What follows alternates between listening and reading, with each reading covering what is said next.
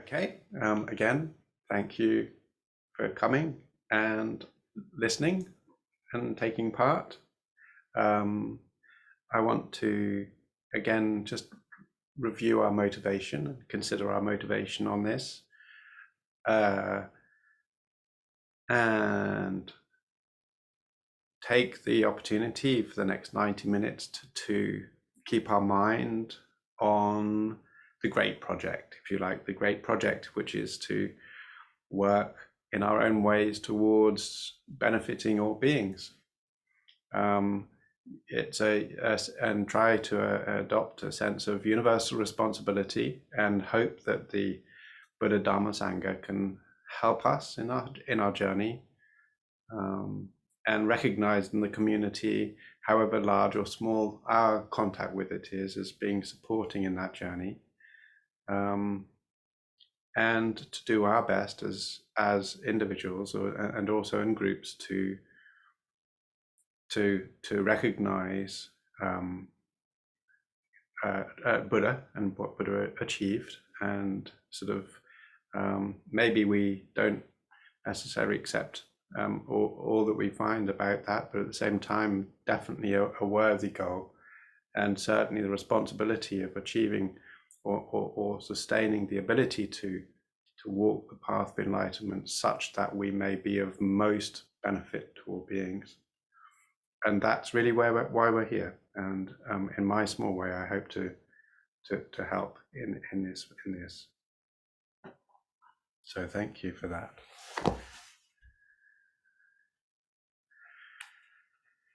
So this week, again, we're on karma. Karma is quite a long topic, and deservedly so. It plays a very important part in Buddhist meditation, Buddhist practice. But as I've said before repeatedly, it's not about what effects we feel as much as it is about us recognizing that there are consequences for our actions, that there are effects, causes and effect. Causes and effect are a huge web of cause and effect of which we participate. Specifically, our participation in terms of intentioned actions, both not just of the body, but also of the speech and the mind. And the intentional aspect of that is relevant because we have some sort of degree of participation or control regarding that we're aware of, and we have less control over that we're not. But of course, that means that it's our responsibility too to try to improve our awareness of what we are engaging in. And therefore, an idea about what that is very strongly related to providing us also with our ethical system or our ethos. And from that, we are able to establish correct behavior, and for the purpose of improving the harmony and well-being of all beings. Now, against that also is recognizing that karma, our actions, have because they have consequences, that there's also this link between this causal web that affects the universe, and therefore whatever small actions we make, however small they be, they remain. What is done is done, and not only that, but the effect spreads. There is a ramification that goes initially possibly within our mind, but then also settles into behavior, which then creates its own influences on the world. And therefore we can see that even a very small action can have a very, very large consequence. Now, it might be that you sort of think, well, karma is sort of one of those Buddhist concepts I can put to one side, but actually, in fact, it is central to Buddhist thought. And then you might object, say, well, Ben, hang on, what about emptiness? I mean, everyone talks about right view, and 2 weeks ago you said karma was, probably the most important contributing view, philosophical view to be held. And of course, you wouldn't be wrong. Emptiness is central to Buddhist practice. However, Lama Tsongkhapa, the author of the Lam Rim Chenmo, said, if our understanding of karma is strengthened, it's not if, it is if our views are correct, our understanding of karma is strengthened through our understanding of emptiness, and likewise, our understanding of emptiness is strengthened through our understanding of karma. So this is really important because we initially, when we examine emptiness and karma, especially as early students, is they seem to conflict directly with each other. They seem to be completely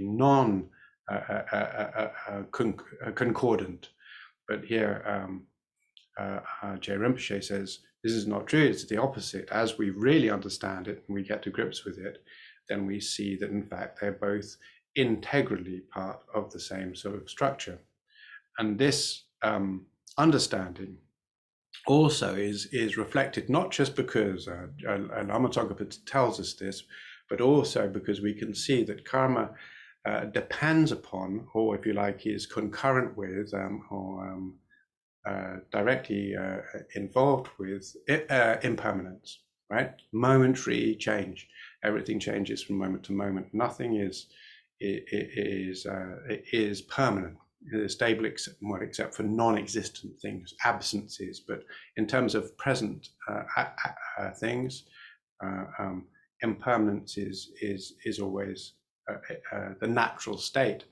And being the natural state, we can see also that change, this continual change, is concordant with karma. Actions and consequences involve change, right? Naturally. So we see that actually impermanence, which is often taught in place of emptiness, because emptiness is seen to be very complex, but more to the point, it is easy to end up with a wrong view of emptiness, which can be very, very powerfully dangerous in terms of our understanding and subsequent actions. Therefore, often, in fact, rather than teach emptiness, many of our teachers teach impermanence in its place, subtle impermanence in its place. In fact, it's notable that Je Rinpoche in the Lam Rim Chenmo doesn't spend much time talking about subtle impermanence. He does mention it, but only in passing. So what we see is actually that subtle impermanence is very strongly concordant with understanding of emptiness in terms of the effects, which are, moving away from the self-centeredness, self-grasping, which is talked about in the subsequent sections. But at the same time, in fact, the relationship between karma and impermanence is very, very strong. One requires the other. And then again, in terms of causality, but also, as is stated repeatedly, if our understanding of karma gets blurred or fades when we're meditating on emptiness, our view of emptiness is mistaken.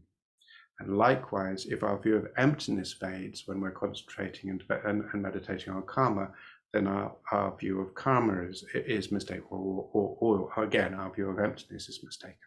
So these sorts of things are very, very important to recognize in terms of actually developing correct view, right view. Right view is important because with it, not only does our understanding of karma and emptiness and impermanence get stronger, likewise does our understanding of the path to Buddhahood, and also our development of compassion, our pure compassion arises. So we see actually in the end, right view isn't just one of these things. It's like the elephant, right? The famous thing of the elephant, the 5 wise men, it's like, so which one? In fact, what they are is they're all corresponding aspects or facets of right view. So therefore, once we develop right view, our ethical behavior becomes natural to us. We don't have to work on it too hard because we see correctly how things are. Just like I said, I think before, if we eat poison, we don't need to prevent ourselves from eating poison when we recognize poison, right? We know that it's poison and we don't want to eat it. So there's the same with wrong view. As we first we're like, oh, we better not take that because it's bad for us. Later on, we see that it's bad for us. We won't take it. We don't need to restrain from these actions anymore. Why do we want to restrain in the first place? Because it is with restraint that we are able to develop in our self-discipline. We are able to begin to work on bringing our mind down, causing our mind calm. And likewise, we're ceasing to cause chaos in the world, chaos or suffering, right? And I don't mean anything other than to just continuing to cause suffering, both for ourselves and others. So within that structure, then we have this idea of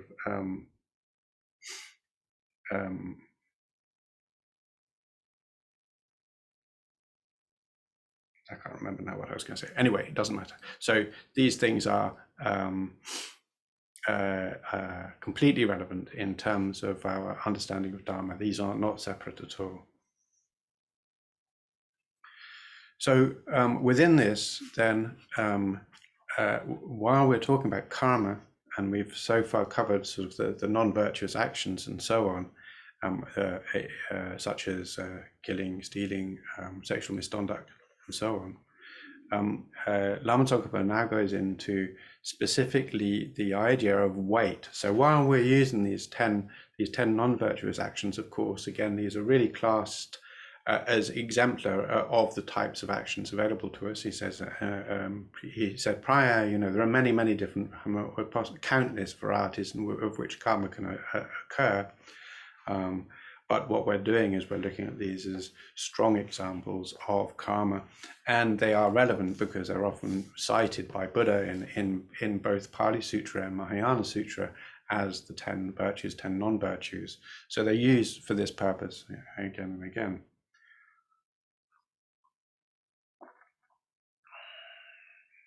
So weight. Now he talks about weight, and what he means by this is how strong a consequence there is in terms of effect, power, if you like, or the general consequences of our karmic actions. And what he does is he says that there are different ways in which we can look at this. Sometimes we talk about 5, sometimes we talk about 6, sometimes we talk different numbers. But these sorts of categories were used not in order to say this is the set, but this is the way in which we can approach or begin to look at the way in the sense of what makes karma powerful, a particular piece of karma powerful. And again, as a model, he chooses primarily killing because we all have a pretty strong idea about what killing is.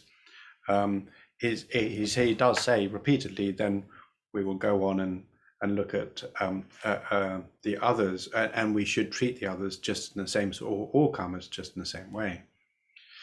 So he then uses the idea of weight, and he talks about it in terms of performance, absence of an antidote, clinging to the perverse, and the basis. And I'll go into those now in detail. So of the first one is the performance. So this is really primarily to do with the way in which we kill, the way in which we take part in this action.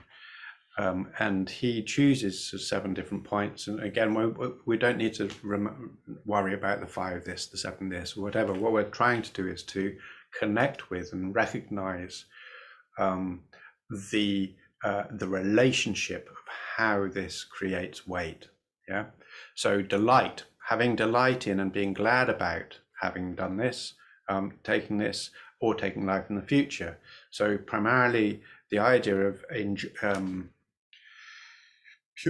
real delight, joy.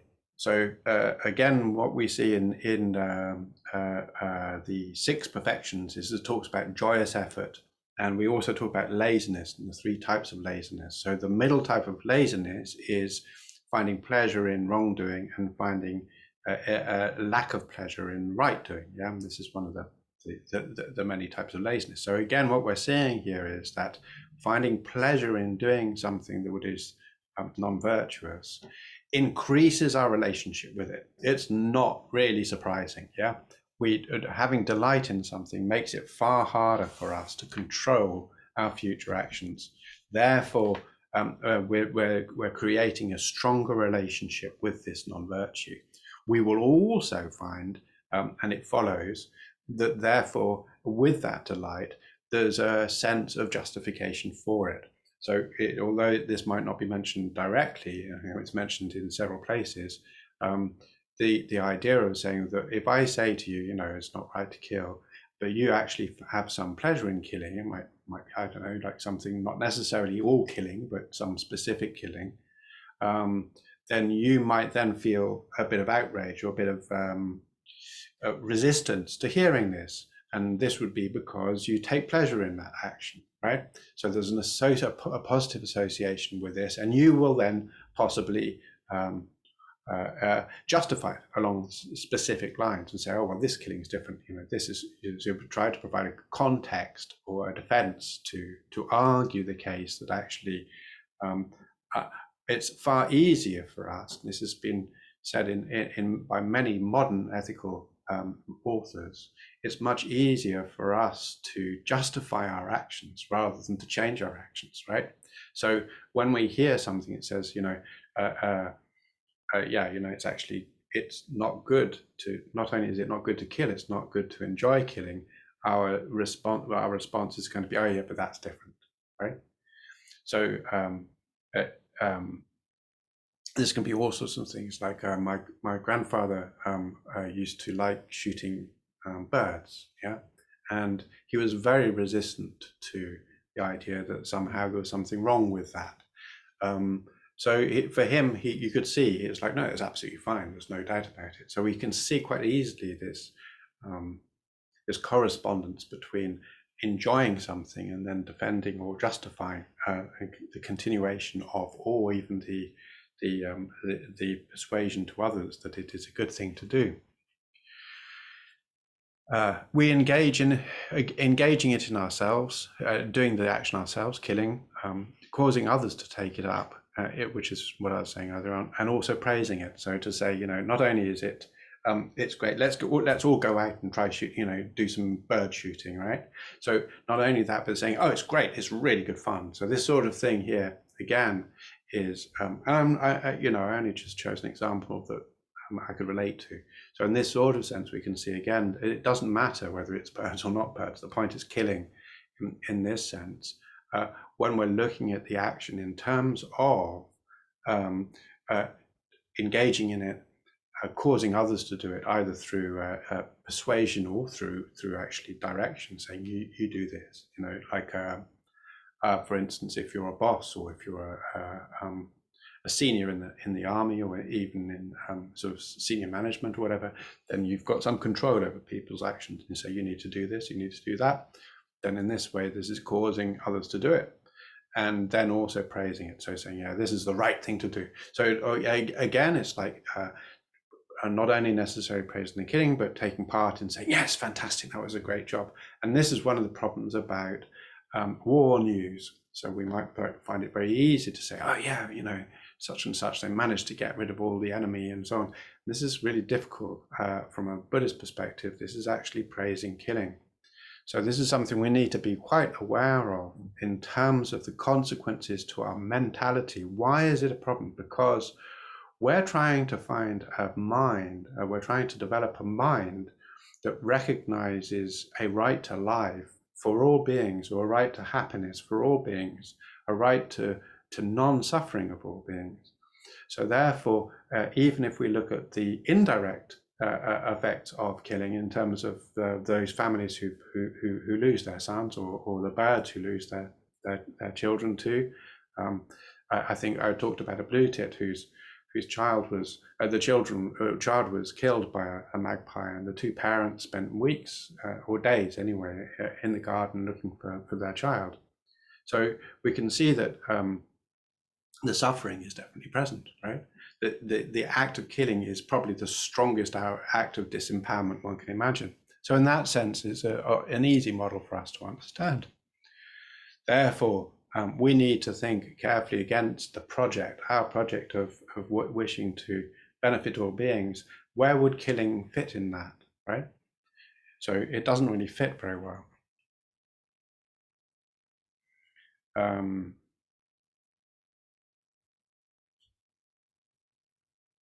Again, when we see these things being seen, so say if we see killing and it pleases us, or we take pleasure in it, and also if we then prepare ourselves, we get all the kit, we buy the kit, we buy the guns, we buy the bits and pieces we want, and we prepare and we think about it carefully and we study it as premeditation, and we plan it out carefully, then this makes it very weighty as well. So these are not all together. We don't have to have all of these.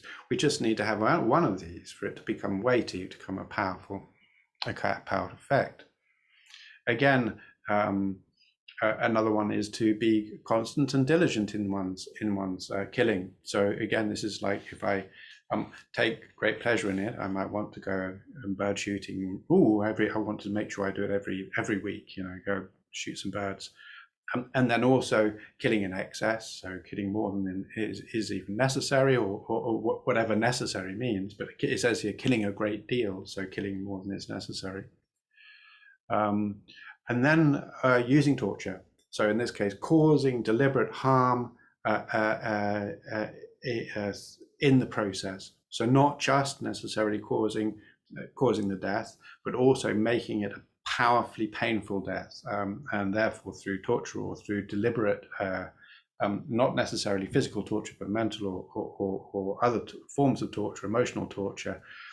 This is particularly weighty and causes a lot of harm. Again, if during with the threat of killing, we then use that threat to have the victim be terrified to the point where they actually do what you tell them to do, this makes it particularly powerfully bad as well. And likewise, if you're killing an individual who is weak, suffering, unable to fend for themselves, impoverished, or begging for mercy or begging for life, then again, this becomes a very, very strong, weighty, powerful karma. So these are all to do with the way in which we perform the action. Due to the absence of antidote, this is the second of the 5 points made by Lama Tsongkhapa, is if we are not involved in any form of practice, of spiritual practice that is removes or would help us remove ourselves from taking part in the kinging. So if we don't, if we're practitioners and we're in a position for whatever reason where let's say we go out with my grandfather, I go out with my grandfather and he gives me a gun and I shoot and I come back and then I think, this is wrong. I didn't do this right. I'm a practitioner. I should have done this. Then because I'm engaging in the antidotes, the effect, the weightiness is reduced.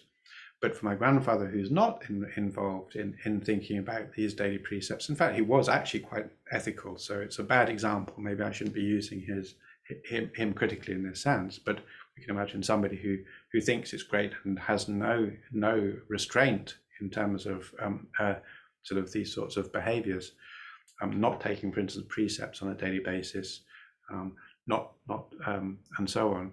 Then we can see that this becomes weighty. So again, not just he says here, Lama Tsongkhapa says not just not to take precepts, also not performing concerns of religious observation, such as if you're doing one-day vows, or you're not engaging in spiritual activity, concordant spiritual activity, such as generosity, collecting merit, speaking about Dharma, teaching Dharma, even making, being religious in terms of respecting or taking refuge in the Buddha Dharma. But it's not just about Buddhism. It doesn't need to be a Buddhist specifically. It's about being ethical and being and being in concordance with this same project, the project of wanting to benefit all beings. Again, this is still within the absence of antidote, is the idea of saying, if we don't sometimes feel ashamed or embarrassed, or a sense of contrition or remorse, if we don't feel these things, then the actions that we take are weighty again, because we're unbound in our behavior. We're not even willing to consider that any form of ethical restraint at all. So this is very important in terms of saying, when we look at some sort of idea of saying it's fine to be spontaneous, just engage fully, whatever, it doesn't matter. It does matter. It makes a huge difference.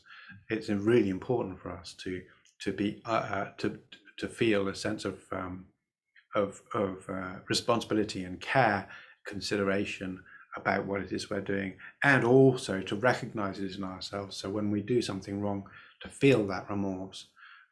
As I said before, it's no good just punishing ourselves. We actually need to say, this is something I will not do again.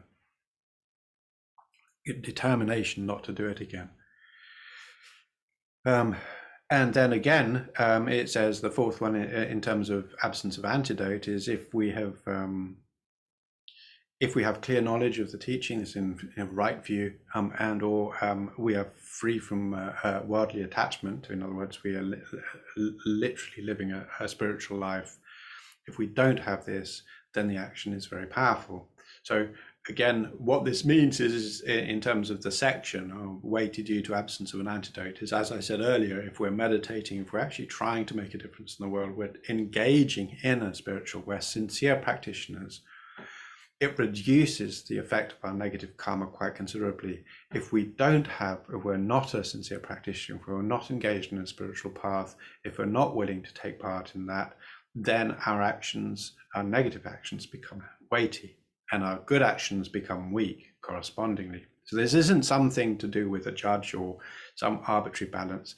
It's primarily to do with the idea of saying that when we are working towards, and when we are engaging in practices to reduce suffering, then everything that we do corresponds to that fact. So our view, our mental view of understanding why we should be working to this bigger cause, helps mitigate some of the effects of when we do actually make a mistake or do something wrong, which is a mistake, right? So then there is also clinging to the perverse. So this one sounds very sort of weird, but in fact what it means is just again, perverse in this case means relying upon a wrong view. And here Lama Tsongkhapa specifies there are many different types of wrong view where we can cling on to them, and based on that we then actually think that it's okay to kill or any of the other non-virtues. So we might have a wrong view concerning not necessarily killing, but about what is okay and what is not okay about lying. We might think it's okay to lie, and therefore, because it's because everything is a story, you might argue it's actually a wrong view. But if you had this sort of wrong view aspect of emptiness, then within that you will then think, oh well, because everything is a story, I can carry on telling stories. This is like the post-truth sort of mechanic we see in some modern politics, and it's like, well, actually, if it's a lie, it's a lie. And if your intention is to deceive, it's a lie. So then this perverse view actually increases the weight, the power of the non-karma. Why? Because there's no, you've lost the, through this wrong view, you've lost the ability to restrain from or even recognize the suffering nature of lying, right? That it causes suffering. How does it cause suffering? It causes it through disempowerment, through misleading, and also, and importantly, it causes suffering, it causes division in your mind between yourself and others, right? If we're working on the benefit for the benefit of all beings, why am I doing this divisive thing of lying to that person? Okay? We're in this together. So there's this sort of thing, unless it's for selfish reasons, which of course is completely crazy. It doesn't make any sense to be doing something selfishly like this, right? Why am I more important than anyone else? So in that sense, then we're looking at saying, clinging to the perverse. He also mentions, for instance, animal sacrifice. So he says there are those who are religious practitioners who believe within their religious practice that animal sacrifice is not only just but necessary. And he says, for instance, a view, and this is, I think, based on the Hindu, one particular small, tiny small branch of Hinduism that sort of said that the reason why the Lord of all beings created these livestock is for us to make animal sacrifices to them. I think the temple that was involved in this recently, they changed their mind on this. It was in the news not that long ago. So this is him sort of responding to this sort of thing. He says, yeah, this is a mistake. This is wrong view because of a perverse. In other words, the idea that animal sacrifice is correct is a mistake. This is also true, although he talks about it within a religious aspect. This is also true in terms of, and we can find it in Vinaya and elsewhere, why it is wrong for us to kill when, let's say, for a practitioner. So if, for instance, somebody, some great Lama or teacher is coming and we think, oh, we've got this lovely calf, let's kill it and eat it. You know, it's all right to offer meat to the Sangha. But if the animal is being killed on behalf of this visitor, then this is a deep mistake, a very deep mistake. And this is one of the occasions within the Vinaya where it's okay for the monk or nun to say, I won't eat that, even though they're meant to accept whatever food is given them. If it's been killed on their behalf, then they aren't meant to eat it. So this is because of animal sacrifice. Within Buddhism, gods are just recognized as being sentient beings, just like everything else. Therefore, it doesn't mean what it means is that the type of rebirth that the sentient being is in, it doesn't matter if it's a god or a human being or an animal, one shouldn't sacrifice one animal for another animal, for a sentient being, right? So this is just not appropriate. Then also the weightiness, again, to do with the bases. So this primarily is the idea of saying there are particular types of being to kill, which has a much more strong correspondence, weighty, more power than others. And there are various different ways in which this could be delivered or explained, but primarily this is to do with something that was talked about later on in more detail, which is the foundations. So if those foundations are to do with those which are people who are willing to assist or to help you in your journey, your life, and therefore this is like your parents or your close family, your brothers and sisters, your children, and similar. This lot, either you are responsible for them or they're responsible for you as foundations.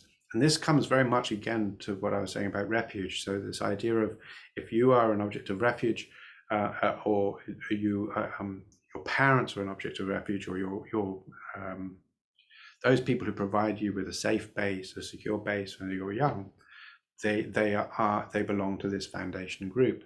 Also your close friends, partners, and so on. But likewise, then also the other foundation are those which provide us with support in our spiritual direction, our spiritual path.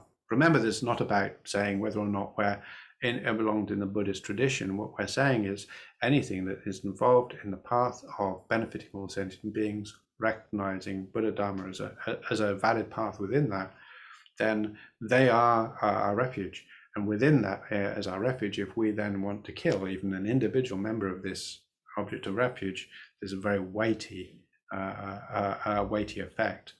Within the Sangha is divided generally into two. The Sangha, which is the monks and nuns who wear the robes and keep their vows, And then there was also the Sangha, who are those who have achieved direct insight into emptiness and on the path of insight or above, the bodhisattvas and the arhats. So if you to kill any of these is a big problem, big, very strong weight. So then also he says there's a distinction to make about larger animals to smaller animals. It's not like a sliding scale. So, you know, it's not really about saying, well, you know, what about the big cow versus the small cow, or the cow versus the pig? But why one can argue, or ask the question rather, well, what's so special about big animals, right? And the answer is that we generally consider animals to be, and ourselves to be, a sort of single individual being that, you know, chooses when whether or not we're going to have porridge this evening or whatever. But actually, the other thing is to remember that, in fact, each of us, and also all animals, are really a community of beings that depend upon this animal being alive to be sustained. And within that, then obviously, the larger the animal, the larger the community. So this is why there is some sort of effect in terms of the size of the animal having a strong effect. It's also been brought up by His Holiness and others that those animals which are already endangered, those who are protected or are just merely endangered or nearly extinct, they have there's a stronger effect in killing them than in those for which there are more plenty.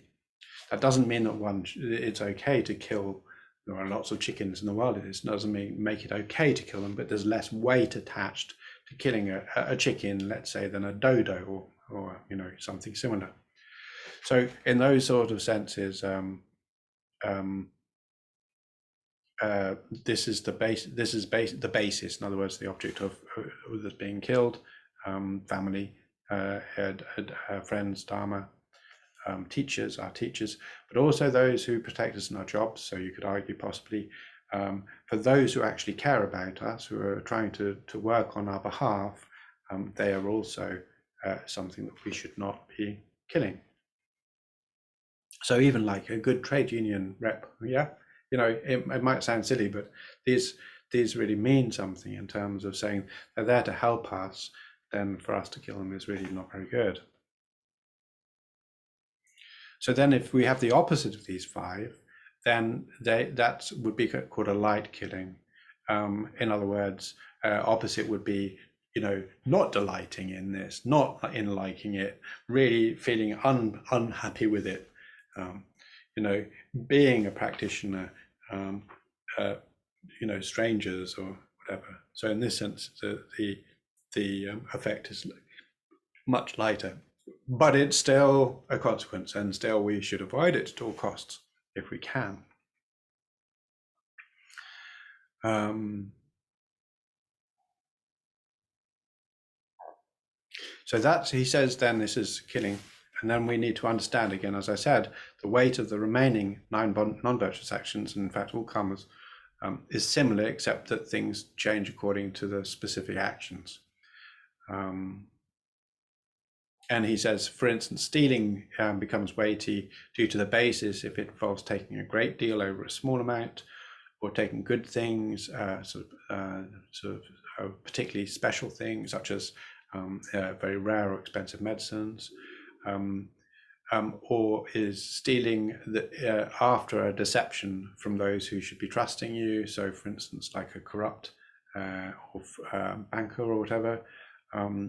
Stealing from the lowly, the impoverished, renunciates, not necessarily just monks, but also those who've decided to live under a vow or even chosen a life of poverty. Other Buddhist practitioners or sincere practitioners of the path, as well as stealing property of the monks, nuns, and the Buddhist community, also from temples and so on.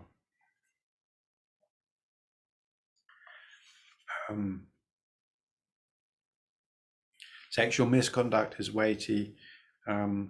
Again, when you're looking at those who are not available to you or should not be available to you, including incest. Incest also with close relatives, children, the wives, wives and husbands, people already married, nuns, probationary nuns, people who are actually interested in being a nun or a monk or similar with a monk in the same way. And again, particular weight to certain approaches to it, and one of them obviously being the degree of consent involved has a huge amount of impact.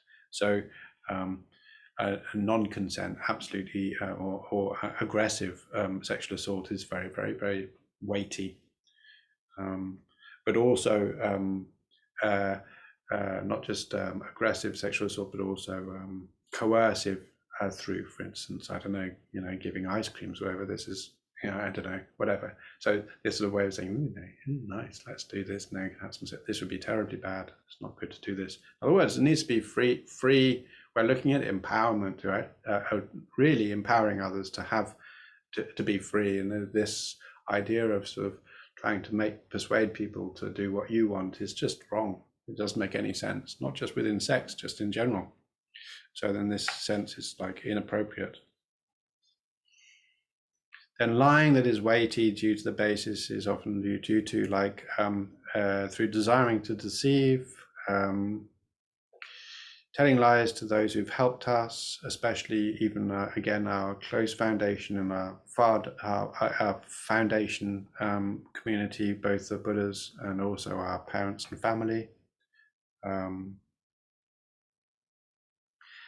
Telling lies that lead to causing trouble, particularly leading to killing or stealing, but also those which cause a split in the community. Now, there's not just the Sangha community, but also in any community that we're a part of.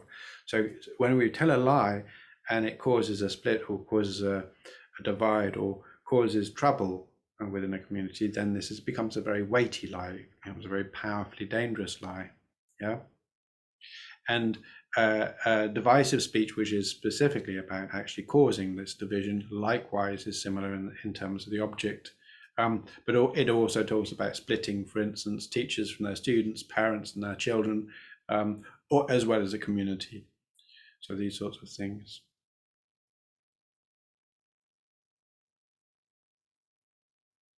And likewise, sensitive speech, which is normally quite benign, however, is not good for developing a qualitative mind or developing a stable mind. It again, in terms of fault finding, can lead very much into the other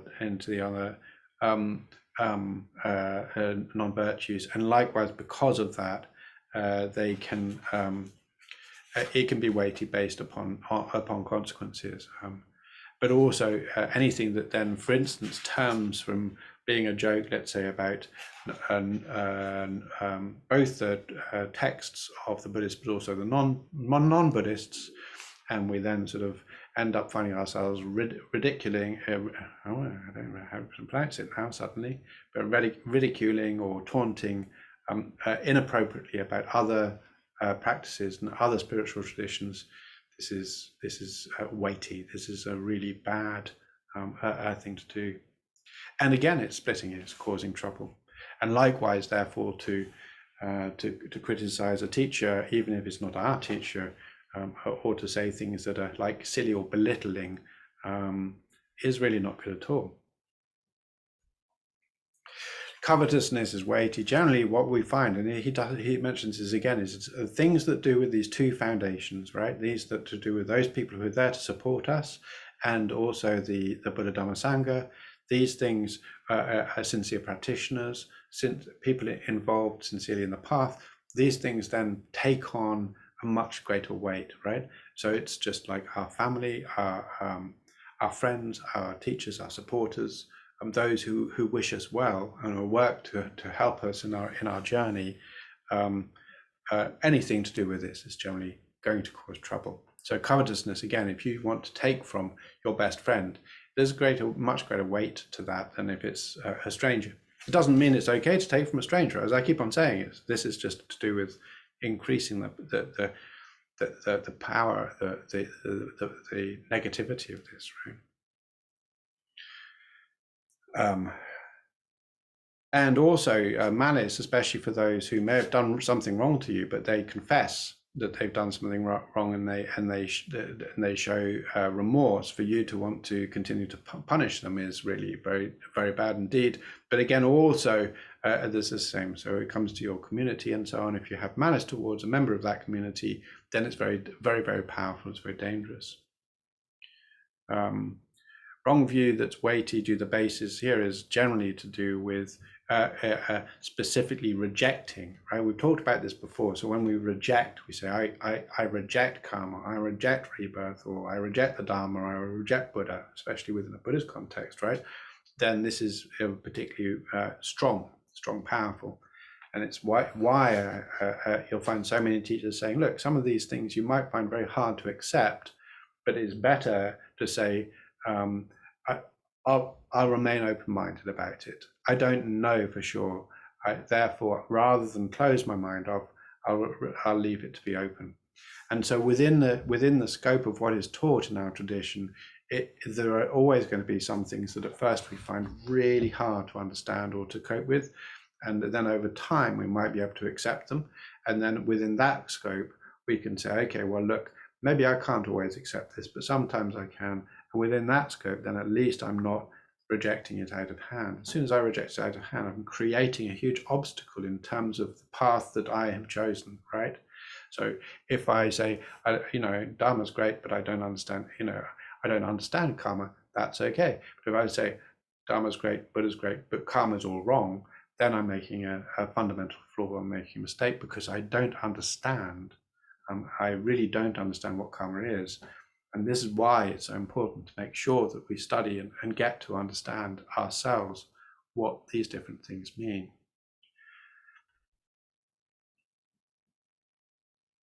So then he says, Lama Tsongkhapa then talks specifically about some of the different other divisions of how weight is established. And one of them is to do with the levels of the yogic deeds, another text. Says there are 6 ways in which these are weighty. And here he talks about conditioning, which is how, when our actions are motivated by intense forms of the 3 mental poisons, so malice, attachment, and ignorance, when they're there, then this is a very powerful conditioning, and that powerful conditioning affects the strength of our action. And also he says this in the positive light. So if we're lacking in clinging and malice and wrong view or ignorance, then there's a greater corresponding effect in a positive light. Habituation is where we frequently repeat doing something, and become used to it, become habituated to it. Both in virtuous and non-virtuous actions. As we do something repeatedly, it becomes more and more part of our life. As it becomes more integrated with our life, we start being able to do these things spontaneously. And as we begin to start doing them spontaneously, then it has a much, much stronger effect in terms of how we affect the universe. So even within ourselves, but also psychologically and socially, but also in terms of the behaviorally, we get to a point where it's no longer necessary for us to be conscious about it. So this actually increases its effect. And then the yogic deed says there's also, within the 10 of non-virtues, there are some that by nature actually have a heavier weight than others. So for instance, not necessarily obviously in terms of the context, because you've got all the weight of all the context which affects things, but in general is the idea that for instance, killing is worse than stealing, or which is worse than misconduct. Now this has been sometimes misinterpreted to say these are definite lines where the weight of killing is always worse than stealing, and stealing is always worse than sexual misconduct. This is not correct at all. In fact, it's very easy to see that there are types of killing or types of stealing which are not as powerfully dangerous or sexual misconduct, right? So we need to consider the context of these things to be able to weigh the power, or to see the actual concrete effect of these sort of things. But the idea is that in general we can say killing is worse than stealing, is worse than sexual misconduct. We can say that wrong view is worse than malice, which is, wrong view is worse than malice, malice is worse than covetousness. But again, this is only a sort of a general approach, really. Basis, again, he says, therefore, this is primarily when we look at those things to do with actions that harm the three gems, the spiritual community, the teachers, the teaching, and the Buddhas. Anything that harms or helps, if it helps, then it has a corresponding beneficial effect. Fixation. So this is where we actually we bind ourselves to a life which is absolutely fixated on pure on virtue or on non-virtue, where we actually remain fixed without change. This has a very strong effect. If we're able to sustain our practice from moment to moment, we're able to sustain our mind, our positive mind, from moment to moment through our vigilance, through our mindfulness, through our behavior, and through our understanding, even just from once we've developed a correct view of karma, then we will continue to positively engage. And this has a much more dramatic effect in the world than if we're only occasional or when we remember. Likewise, the eradication of unfavorable factors. So this primarily is once we have eliminated our non-virtues through right view, then and through our practice and through engagement in our practice, then we become free from attachment and we begin to naturally cultivate virtuous action. So again, this is when we begin to see how number one is not really very important, not in terms of looking after ourselves. We have to look after ourselves, but in terms of where we direct our mind, in terms of ambition, is absolutely irrelevant, right? So in terms of our ambitions are for all beings. In terms of our responsibility, we need to be able to make sure that we keep ourselves fed and looked after and kept well. So these things aren't exactly the same, but being responsible for all beings is like saying this is part of my ambition. My ambition is for all beings to do the best I can to make them free of suffering, or us, I should say, not them, all of us.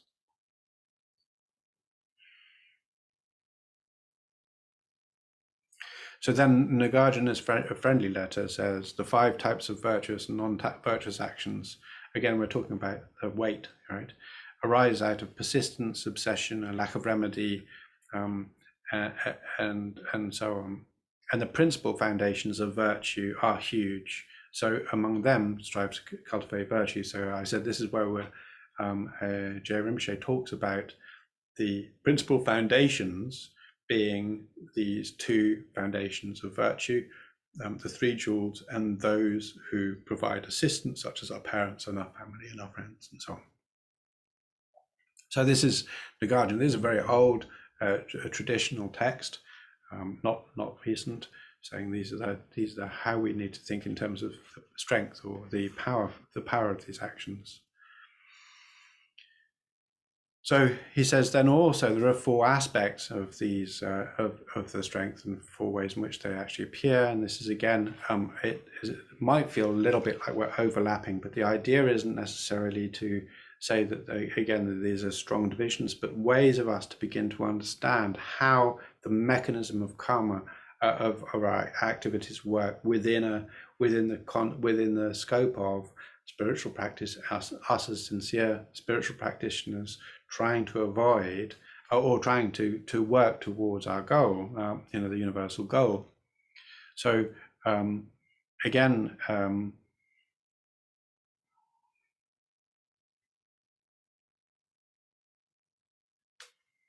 So number one is in terms of recipient, and again we talk about the foundations, these again as being very, very relevant to the strength in terms of the recipient. And there are lots of details here about how even if you take something small from the Buddha or the teaching, there's a huge corresponding negative effect. However, they say in terms of remedy, if you choose to remedy this, like for instance, let's say you steal a statue from a temple, and then you think that's wrong, and I put it back and sort of, you know, keep and tidy up and say, I'm really sorry, I didn't mean to do that. And the monk says, okay, no, never mind. Then this is a sort of quite powerful at mitigating the initial mistake. The mistake was still made.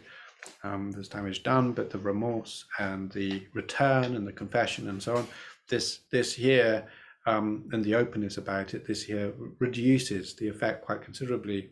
However, if you steal something which is meant to sustain the sangha, the community, then the effect is very hard to restore. So if you take, let's say, a kind of petrol from a monastery, then this kind of petrol looks small, but actually it has a very strong corresponding effect, because the community is huge, is large, and therefore the effect is one that covers the entire community. So it's not just monks and monasteries. Also, this is true of things like Buddhist centers and other forms of spiritual community. This is not me making it up. This comes from both Ken Pemigats Rinpoche and also Dhammadota Rinpoche. Both said, you know, because especially when we live in the West, there aren't that many monasteries. It is important for us to recognize that Dharma centers are essentially the modern version of monasteries, and therefore we have to be very careful about how we act ethically and behaviorally within these, and recognize that if we take something, think, oh yes, it doesn't matter, it's nobody's using it, we can have a very strong power of effect created from this. Because just because we don't know it doesn't mean it doesn't have an effect, right?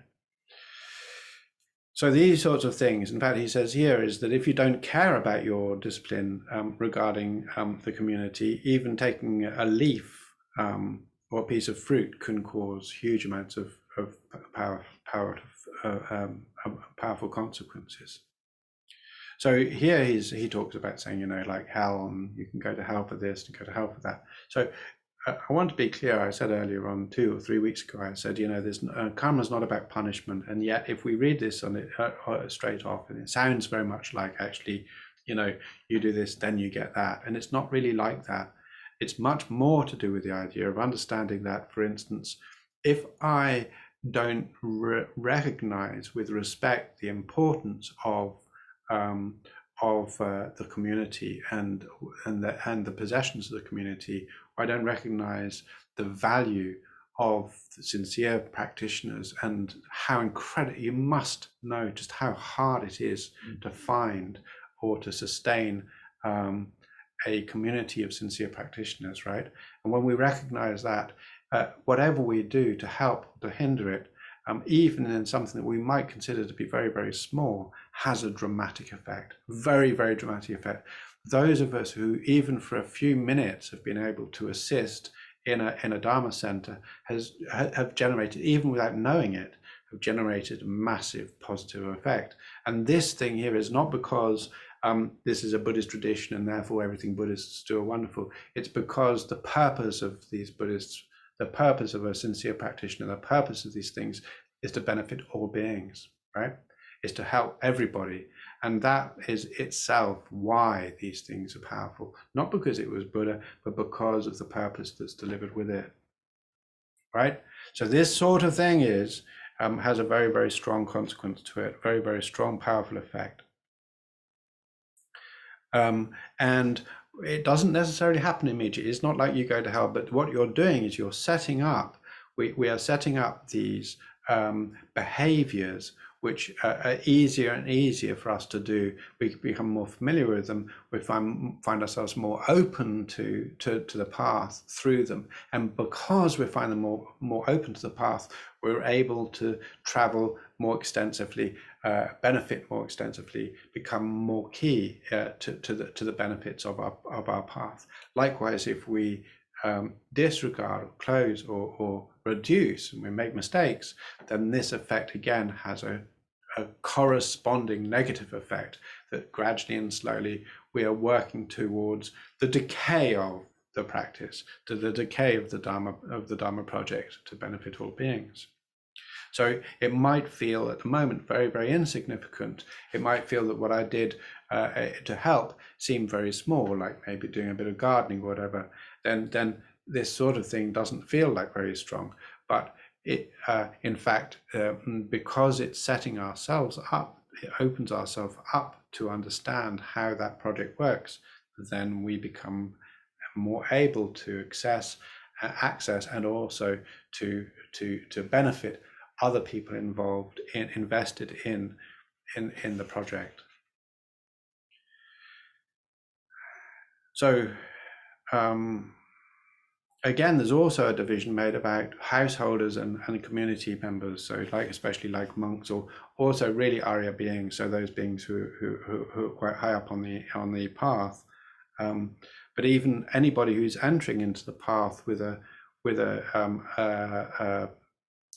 having sustained or maintaining a bodhisattva vow, then in a way it's very dangerous for us. If somebody has given something for that, for us then to use, it says even here, a flower dedicated to the community, for us to use it, then this becomes very complex. He then quotes from the Sun Essence Sutra. He says, if you're talking to a monk or a nun, don't give to householders what has been dedicated to the Sangha. It would be better to cut off your own limbs. Those outside of the community should not use the things from within it. And this is primarily for guidance for monasteries and nunneries, not really for us, but it still it gives us an idea. It's indicative of the degree of power involved in these sorts of things. So he says, so should not use things that have been given for it. It would be better to eat a lump of iron like a blazing tongue of fire.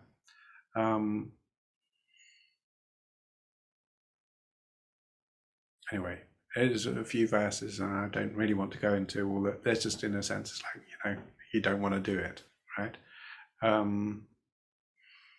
But one of the things is also, like, for instance, is but really not a good idea to spend a night in a dwelling of the community. And you say, well, okay, well, what about if the community has beds for visitors? And it's like saying, well, that's not quite the same. What we're really talking about is where your presence would prevent somebody else from staying there. And likewise, if you're going to be staying there in a way which would interrupt the community, then this becomes very, very difficult indeed.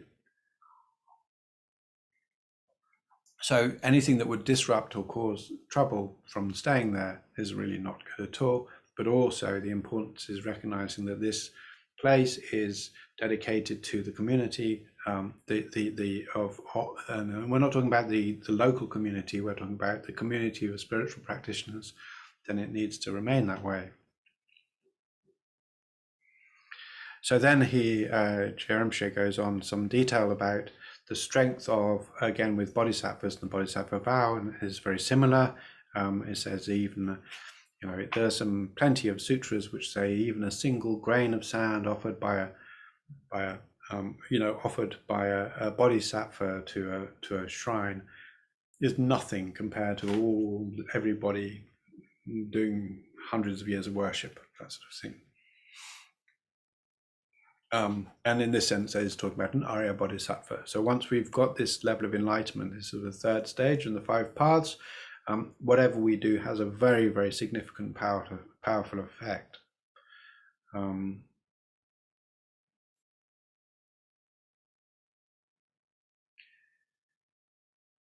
So then he says in terms of support, so he's talking again about the aspects of the strength of karma. And he says, he uses the analogy of saying that if we have a small lump of iron, it sinks to the bottom of a sink or a bath. But if we shape it into a bowl, then it will float, even if it's very heavy. So this is like we can make it float. And he said this is like those who are not knowledgeable. Buddha says this: those who have no awareness or are not knowledgeable. Against those who do have knowledge or do have understanding is again like this lump of iron according to its shape. So as we train our minds, as we become more aware of and train our minds, then the effect of our karma is actually becomes stronger in terms of virtuous actions and becomes less strong in terms of non-virtuous actions. It becomes much harder and harder for us to do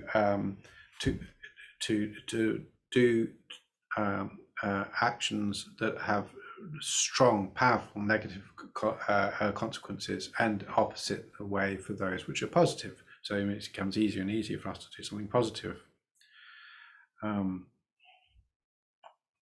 this isn't magic. This is because of how our mind is working and how our presence of mind is working, and the nature of our mind as we begin to realize and understand karma, and as we begin to realize bodhicitta and refuge and precious human rebirth and all of these things, then naturally it happens. Our mind becomes more focused on doing.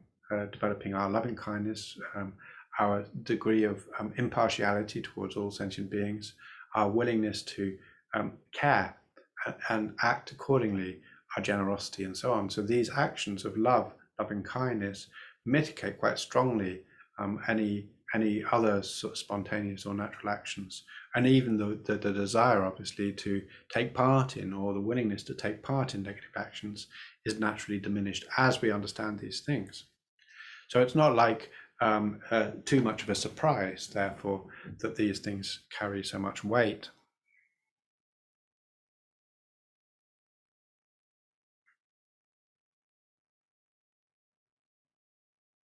However, he says, don't be fooled. And this is Buddha. He says, if you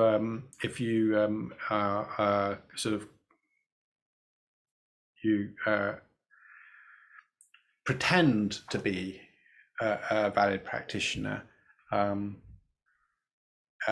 if you have a knowledge about this, but you pretend, and you still compelled to deviously take part in negative activity. It's weighty. It's deeply weighty. So it's not like there's any, you can't. In this sense, you can't really. When you lie, you're primarily lying to yourself, right? So most of these things in the end is like saying, especially actions or speech, is that generally whatever we say often betrays our intent, and even it might not be immediately available to all of us, but some of us can see this very clearly.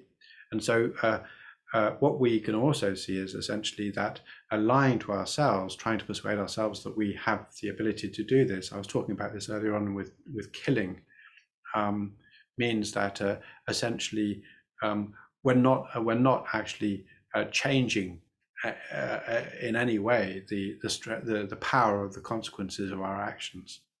So likewise, in terms of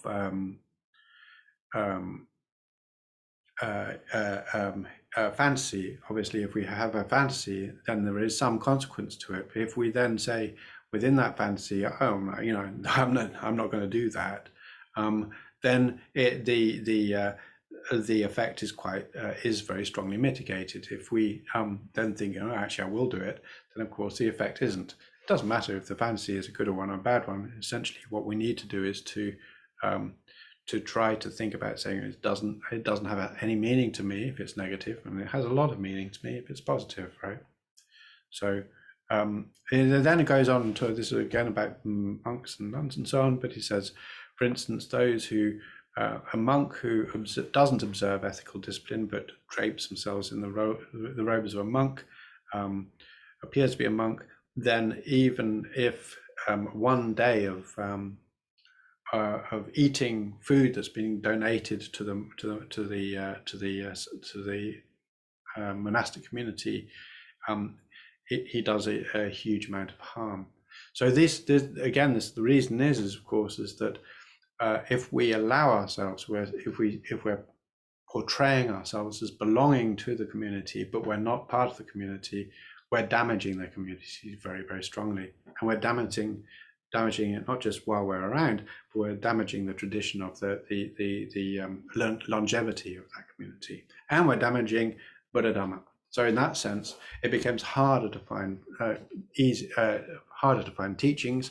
It becomes harder to find sincere practitioners. It's harder for us to even validate what is a sincere practitioner. So the effect is very, very dramatic on our society, on the world. Now it's interesting because if you recall, when we were talking about refuge, there was a verse about saying we should respect even those monks who have wear the robes but have no ethical discipline. That's correct from our point of view, right? Our point of view is just because for us to go around saying, oh, you know, she's not doing her practice properly, her vows aren't correct or whatever, so I'm not going to recognize them as Sangha, is a big mistake on our side, right? On our side, we've got to do our best to support the Sangha without this judgment. On the side of the Sangha, the individual it's up to them to make sure they behave correctly, not up to us, right? So that's the distinction here. And then Lama Dontompo, who's the senior student of Atisha, Lord Atisha, he said, we can see, if you like, quite clearly that those non-virtues that are related to the three gems or to the sincere practitioners it generally are far, far more significant than those which are not. And Je Rinpoche agrees, and I would say, you know, again, we go back to this Nagarjuna's text where he talks about the two foundations. And obviously, when we're working within the scope of the two foundations, that of the family and if you want, those who will support us in the world and those who support us in our practice, both of these, obviously, the effects are going to be more dramatic. It's not even really surprising. So although we go into great detail about all these distinctions and so on, most of this should be intuitively accessible to us, right? That's what I'm working on, is to show how these things are intuitively accessible to us, not sort of arbitrary or confusing. They're based on reasonably sound, straightforward understanding, right? And here we have one of my favorite paragraphs in the whole of the Lamrim. In terms of, he talks about saying gifts, giving. So we know giving is, if you like, an expression of loving kindness. And he says, among the giving of gifts to living beings, the gift of the teaching is vastly superior to the gift of material things. Among offerings to the Buddhas and our teachers, the offering of practice is vastly superior to the offering of material things. Okay, so again, this is really important because we live in a very strongly material society, but in the end, actually, our work, what we do and how we deliver that is far, far more important. Far more important.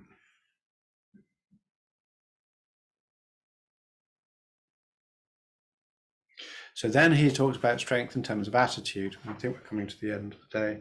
Yeah. So in terms of the strength in terms of attitude is primarily about motive. So this is where we say, if we have a motive that's focused on, again, the bodhisattva goal, the enlightenment of all beings, or our own omniscience in order to enlighten all beings, to be specific, then then if we have this motive, then our actions are again far more strong. So when we're on task, when we're following our project, when we're doing the right thing, if we're doing it with that motivation, then it has a much more powerful motive, a powerful consequences, powerful effect. And it doesn't, of course, it doesn't again make it can't be too surprising. I mean, that's what we're working for. So in terms of recognizing what I call, or what could be called enlightening activity, this is where we are able to sustain the bodhicitta, the bodhisattva mind, with corresponding positive actions. So those corresponding positive actions can be completely varied, but because that aspect of working on this specific goal, if we're able to sustain that moment to moment, then what's to say that we're not engaging in enlightening activity? Nothing. And all we're doing is we're developing experience, greater and greater experience in this. And as we do that, it becomes easier and easier for us to do it, to the point where these things just become fluid and natural. And when that happens, who's to say we're not enlightened? Yeah. So this is really what we're looking to do. So obviously anything that is in concordant with that, following that purpose, it has a strong effect.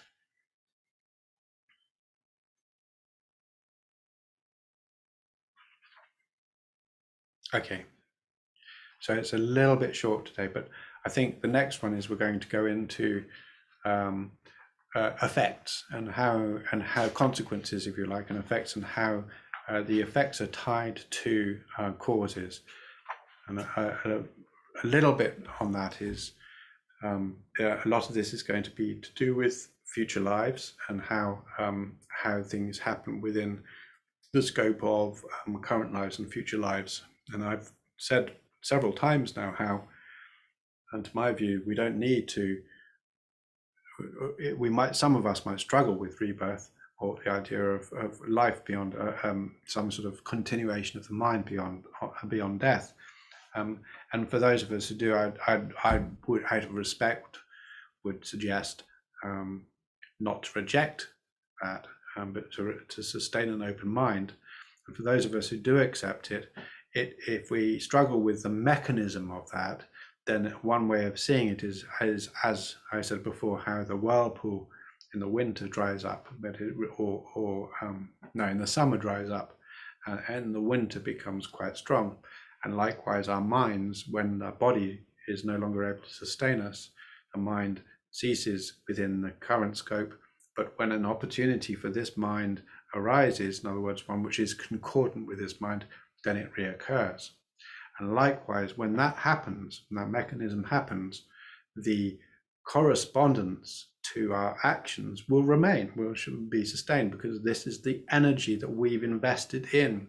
The shape of what we do and how we think and the way in which we behave shapes us, right? And this is one of the consequences of this. And as it shapes us, therefore, the energy that we've invested in is going to affect the type of body, the place, and the actions of our future lives. So, if we accept rebirth, then it doesn't seem too surprising. If we find it difficult to accept rebirth, then we can think about it in terms of the effect that we have from moment to moment. So, as I said before, in a sense, our continuum of consciousness is made up of a continual change, momentary change, right? Subtle impermanent change. And that subtle impermanent change means that every moment of consciousness dies and is reborn from moment to moment. Yeah. So given that everything dies and is reborn even from moment to moment, there's no persistence of anything at all. It's just this continuum of thought processes going on. Yeah, and this is not there's nothing about that which is a contradictory in modern science. And then within that, we can say that essentially the effect, the karmic effect, karmic being our actions, the effect of our actions are such that our previous energy, our previous minds affect the subsequent minds. Well, that's not a surprise either. So just if we find it difficult to struggle with rebirth, then okay, put it to one side. If we don't, we don't need to worry about that too much. What we do need to be concerned with, though, is if we find it difficult to accept rebirth, we must sustain the Mahayana view of our concern for all beings. And why? Because if we're only concerned with our own enlightenment and we do not accept rebirth, then in the end, what we're looking at is a closure caused by death, mortality, and yet we need to be involved in an ongoing trance death, beyond death, a motivation.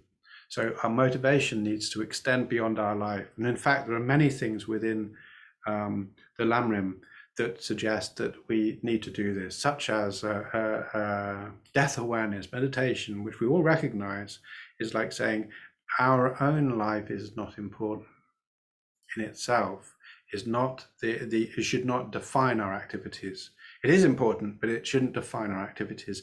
Our activities need to be defined to cover beyond our own life, right? And therefore, if we find it difficult to accept rebirth, we have to think about life across the whole world, right?